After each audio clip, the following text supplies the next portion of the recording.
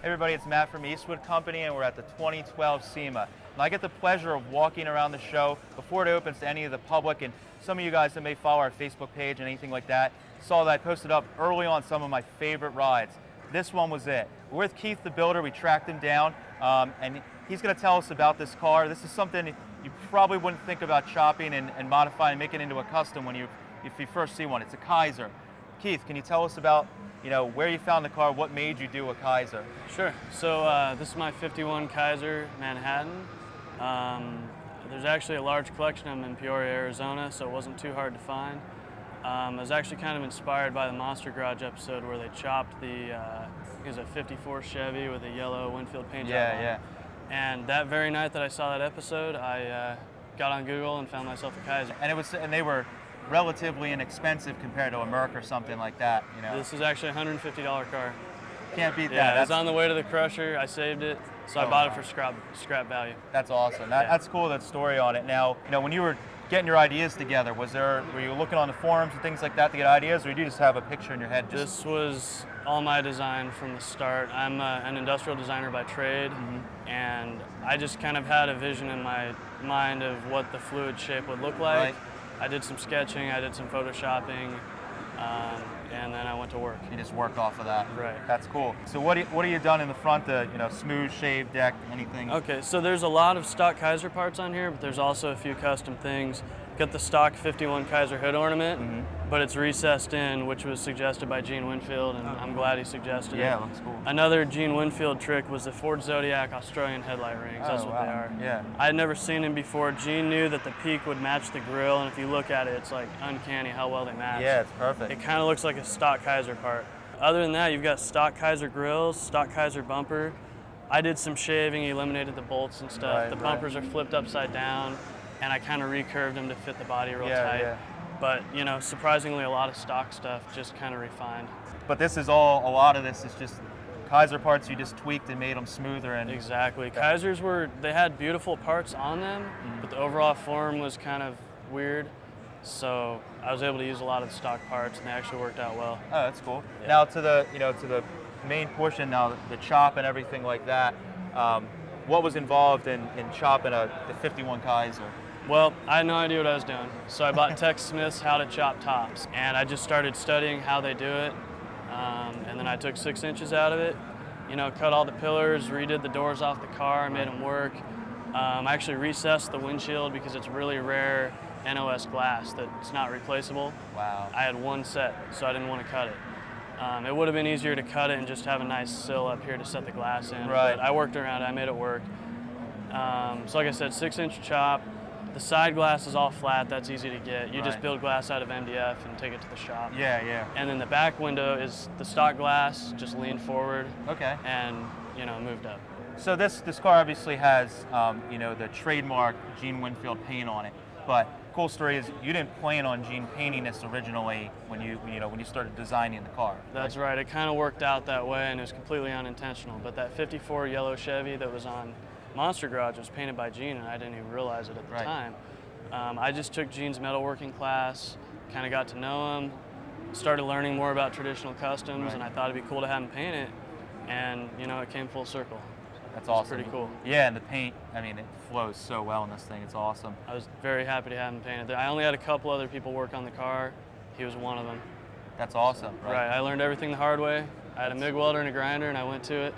Yeah. So when I brought the car to Gene, it was bare metal, chopped. Everything was done except the headlights and the hood ornament. Oh, okay. And then we did the bodywork and paint at his shop. I brought it back and did the interior, got the engine in it, and all the detailing.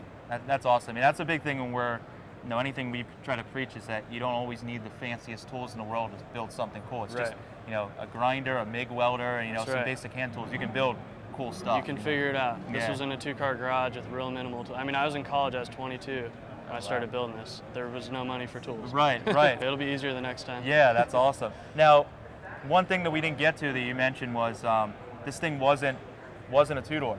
This wasn't. This was originally a 4-door. This was actually a 4-door sedan. There's a 2-door club coupe that this wound up having similar proportions to as far as the location of the back window, the length of the door, where the rear quarter ends.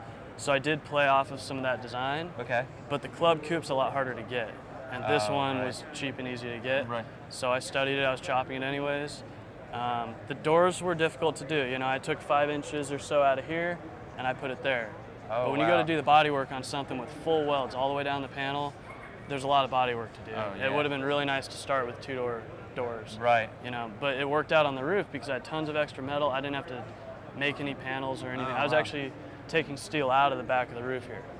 We got this kind of tail dragger, you know, how you got it sitting like you did, and you know the custom work that went into the back of it, you know, how you got this look. Right, so what I did is I got a 95 Caprice police car as a donor, a good running driving vehicle with a full frame to start out with. It's not terribly difficult to bag. I still notched the frame. I still made new 4-link bars to get the right geometry and everything and pinion angle. But I bagged the frame while I was sitting on the ground. Then I transferred the body over. So yeah, it's full air ride. It's got a big York belt-driven compressor on it and a 12-gallon tank. It fills up super fast. It's just all parts that I kind of pieced together to make my kit, you know. Right, that's awesome. Now, there's tons of chrome all over this car. Obviously, that's one of the things of what gives it the cool look. You know, you had one shop do a lot of the chroming for you. Yeah, I'm actually glad you brought that up. Through Jalopy Journal, where I've had a huge build thread on this car, I met a really cool guy named Josh Canfield. He's another young guy who works at his dad's chrome shop. And long story short, they wound up sponsoring the chrome on the car, which was a big time, nice sponsor to have. Heck yeah. So I built a big wooden crate. I put all my stuff in there, screwed it all down, shipped it to Indiana. Their shop is called Custom Metal Finishing of Indiana. Their website is chromeplatingin.com. Oh, cool. And the guy's name is Josh Canfield. So he did all my chrome for me. He restored all the pot metal, the hinges that were just shot. He redid those. They came out beautiful. He also did my stainless for me. Everything around the windows is stainless, which I had TIG welded together and redone crimps and made it fit around the windows. And he was able to grind down all the welds and smooth everything out and polish it and really make it look nice. These are Wheel Vintiques 15-inch wheels. I tried the hubcaps. It was kind of too flat looking. This is a little more aggressive looking. Kind of bare bones. Bullet lug nuts, bullet center cap. They kind of tie in with the mirrors. And then I got a real nice set of Diamondback radials on there. Oh, cool. They custom made these for the car. It's got an extra step around it to make that white wall a little fatter. Oh, wow. And there's no lettering on the tire at all. So it's just a nice, smooth, fat white wall for the car. You know, is there anything, we didn't cover too much performance-wise or driveline. What did you end up doing for the underneath and, up front in the engine? Just a small block Chevy. It's fuel injected. It's what came in that 95 Caprice donor car. And you did some performance with the exhaust or anything like that just to get it to breathe better? Yeah, I've got an air raid intake on there. That's, where I work. And then I've got a Borla mid-length header, which they coated black for me. That was really cool. And you know what? You can drive it. It's mellow. Doesn't give you a headache.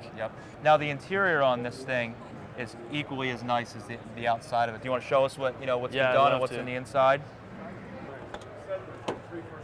Tell us a little bit about what you did, and I can even see some of Gene's handiwork went through the inside of it as well. Right, yeah, I really wanted to bring the exterior styling into the interior.